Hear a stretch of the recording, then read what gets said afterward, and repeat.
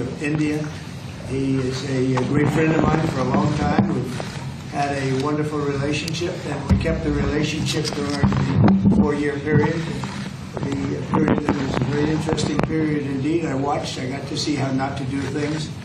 And we've just started up again, and we have, I think, some very big things to talk about. Number one is they're going to be purchasing a lot of our oil and gas. We have more oil and gas than any other country in the world by far. And they need it, and we have it.